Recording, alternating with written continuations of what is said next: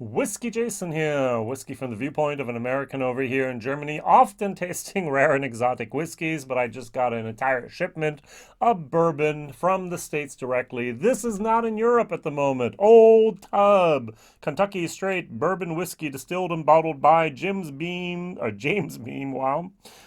Distilling Company in Claremont, Kentucky, unfiltered. Yay! Bottled and bond. Very, very good. 50%. 4-year-old product. It came up on the market in 2020. This has been a gift shop exclusive in Claremont. When I was there in 2017, I don't remember seeing it, but hey, who knows? Whiskey base, there's actually a whiskey base number for this. Often in Europe, we don't have whiskey base numbers for something from just in America that has not reached it over here. 162191. For me, this is definitely a victim of the bourbon tariffs.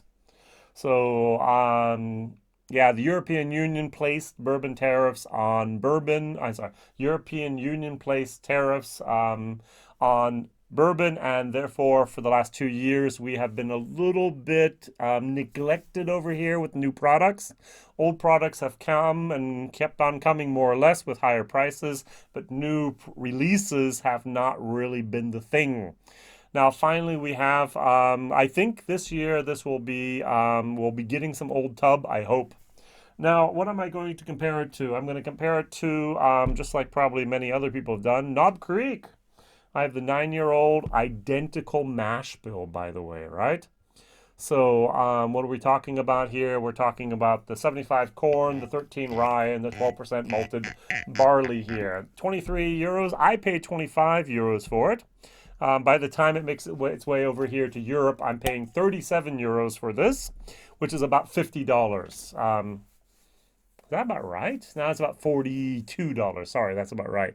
So we always have to add at least 50% to the price here. And since it's a cheap bottle, the price of the postage and handling to get over here is higher and makes it more percentage-wise. If I had a $100 bottle and I added $20 to it, it's only 20%. If I have a $20 bottle and I add 20 euros postage to it, it's 100% more for postage. All right, so the name Old Tub is very important for the Jim Beam distillery in 1892 when James, one of the founders, and Park Beam, that's why the Parker Beam, took over leading operations. They named the family distillery their best-selling brand, Old Tub. Now, I'm not really sure if I wanted to buy originally something called Old Tub. For me, a tub is the wash tub, the bathtub, and so on. This is not really something I would actually be very, very interested in, but that's just me. All right, so that was the name of the company's best-selling thing up until 1943, when Beam changed the name of the Old Tub into Jim Beam, and then the brand skyrocketed, and it was the success that we now have today of one of the best-selling bourbons in the world. All right. So, 9-year-old, 4-year-old, 50-50, bottle and bond. This is not bottle and bond, by the way. It could be, I guess. It's 50%. Always on a bottle and bond product, you have to write down the name of the distillery and the distiller, the master distiller. So, that's interesting, to be honest. All right, so let's go back here to what we have on the nose. I like a little bit. It's green. It's a little bit of an herbal grass green moment in here, as if it's just not old enough. It's not that complex, and there's a little bit of alcohol that pops up there. The Jim Beam 9, I like this nose so much more. I get brown sugars. I get dark honey moments. I get butterscotch. This is good. Now, I am not a big fan of Knob Creek 9. Everyone, seems like everyone over in Germany loves Knob Creek 9. I'm like, I would never reach to a Knob Creek 9 and go, oh, let's try this. Every once in a while, we'll just have an evening where we'll put out 3 to 4 bourbons and just try them. Yeah, you'll have this and this and maybe that and this and just, okay, yeah. Oh, Knob Creek. It's just not my thing. I have tried to describe what's wrong with this. We have over here in Europe, we have schnapps. So Germans love schnapps. Yeah, in America, they love their peach schnapps and their peppermint schnapps. And what we love over in Europe is something called Nutella. Nutella is based on hazelnuts. In America, I grew up on peanut butter. Over in Europe, my wife grew up on Nutella. Even unto today, she'll just take a spoon and take a little bit of Nutella and just savor that moment. Hazelnut, chocolate, oily goodness. For me, it would be like, peanut butter. Oh, yeah, that peanut butter, oily goodness. And we both look at each other and just, we could put them together. Oh, that's really good. Chocolate and peanut butter, Reese's. And Nutella is okay. I'm not a big fan of Nutella. I'm not a big fan of hazelnuts. And now imagine, I've only had this once in my life. Imagine there was a hazelnut slash Nutella schnapps. All right, so that flavor of that hazelnut, that flavor of that Nutella schnapps. Now imagine you didn't use that brand name Nutella. What we have over here in Germany, we have generic Nutella. We have other companies that also make a hazelnut bread spread. Just like you have peanut butter, you have hazelnut bread spread from other companies. And they are usually less of a quality. And that's what I get here. I get a cheap Nutella knockoff schnapps moment. Now, I'm sure there's very, very few people in the world that just understood what I meant. But maybe you can understand what I'm going towards. That was the best description I could find why I don't like Knob Creek. Now, I am not a fan of many Knob Creek products. I was there in 2017, loved the distillery, nice tour, opened up my eyes. I had my own bottle of Nine Creek, had my thumb on the wax and so on. That was an amazing, amazing experience for me at the beginning of my whiskey bourbon journey. I love Bookers. Yeah, we only get one batch a year over here. So the 21, the 19 batch, the 2020, you can just leave in the shelf and don't buy it. We have a very complicated relationship, Beam and I. All right, so the old bakers I don't like, the new bakers I love. So, and that's what the problem is with this as well. There's a tiny little bit of nuttiness in there that I'm really, really not a fan of.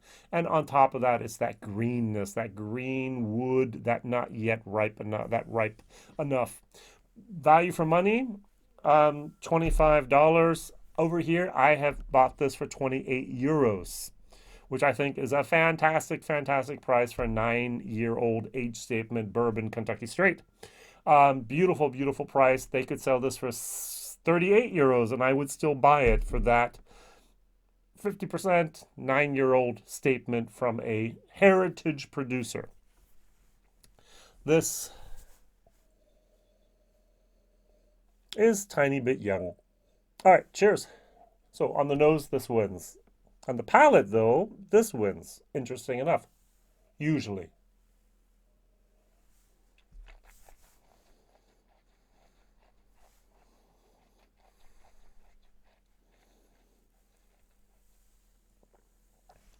Now, the mouthfeel of this is much better than the mouthfeel of this. It says here in the back, so Jim Beam's Old Tub is a bottled and bond Kentucky straight bourbon, and just like the original Old Tub, it has not been charcoal or chill filtered. Only quality screened, wow, to remove bits of barrel wood. Yes, I need my glasses. Sorry. I have heard of charcoal filtered, but I have not heard of carbon filtered. What is charcoal? Carbon. So I assume it is charcoal filtered is what they mean. And chill filtered, I know we put it down to about 0, -1 to +3, and we put it through these filters and under pressure, and we take out all that gook, those yummy, yummy fatty acids that we actually want in there. So this has not been chilled filtered. This has. Anytime you see the word smooth, so what does it say here? It says here, crafted for superior taste and smoothness, Claremont, Kentucky. So anything smooth, it's been chill filtered, probably, in most of the cases, 9 cases out of 10. This is not, and I just like that mouthfeel. So tiny little bit of green, and towards the end it goes back up. There is that I'm going to call it green walnut, green hazelnut. It's not a walnut; it's a green hazelnut moment here. Okay, it's not bad. It's just not popping with flavors and aromas that I normally would like. It's interesting. This, on the other hand, is wait a second.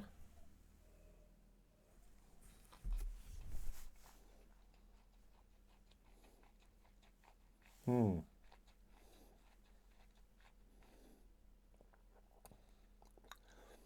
A lot more alcohol, a lot more. Ah, it's got some bitterness towards it towards the end. Mm, I just don't like the finish. I don't. The mouthfeel is watery, and it's more. There's more watery moment, and it's more alcoholic. 100% here is much rounder, much silkier. There it burns a little bit more. Um, yeah. So on for the taste, I'm gonna go over here, and for the value of money, I'd go over here. I'm not really sure what you're paying in the States for a Knob Creek 9 year old. But 25 for the old tub is hard to beat. So this is going to be my bottle here. I'm going to give this a solid C, maybe even a C minus. I've given this a C to a C, a C to C plus, this to a C to C minus. I definitely like this better. The nose is better here, but the taste and the experience is much better here. All right, so there's some dry spice moments. I call it, instead of the peanuts, I call it the hazelnuts. And it's got the dry vanilla at the end here. It's nice. It's good. It's okay. Is it something to write home about? No. But hey, it's now available in Germany because I bought it and I brought the one bottle over here.